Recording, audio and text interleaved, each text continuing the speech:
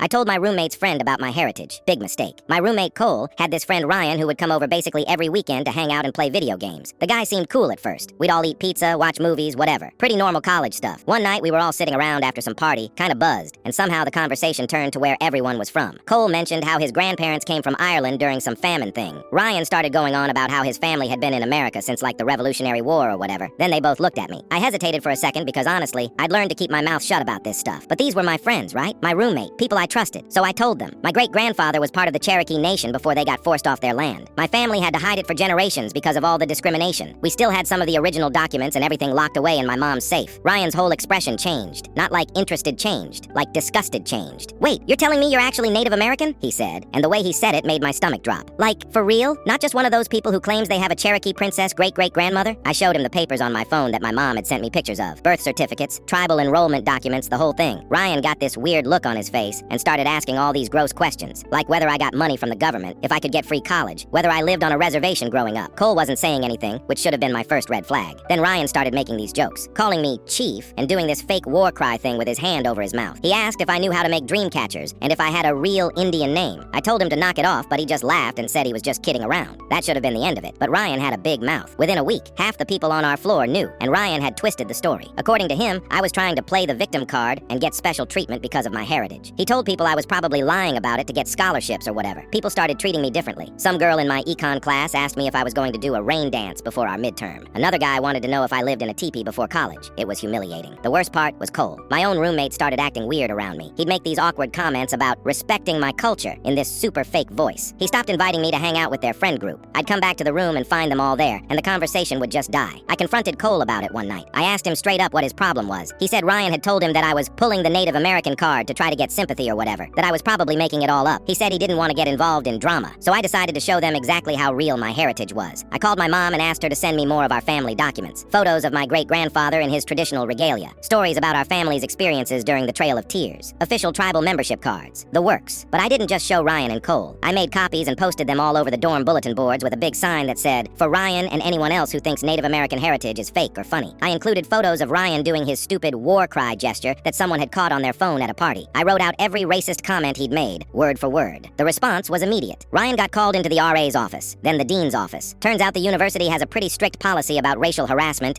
and creating hostile environments. Ryan tried to play it off like he was just joking around, but when they showed him the documentation I'd put together, he couldn't really deny what he'd said. Cole got pulled in too because he'd been present for most of it and hadn't done anything to stop it. Ryan ended up getting suspended for a semester. Cole got mandatory diversity training and had to write a formal apology letter. The housing department moved me to a different room with a roommate who actually respected me as a person.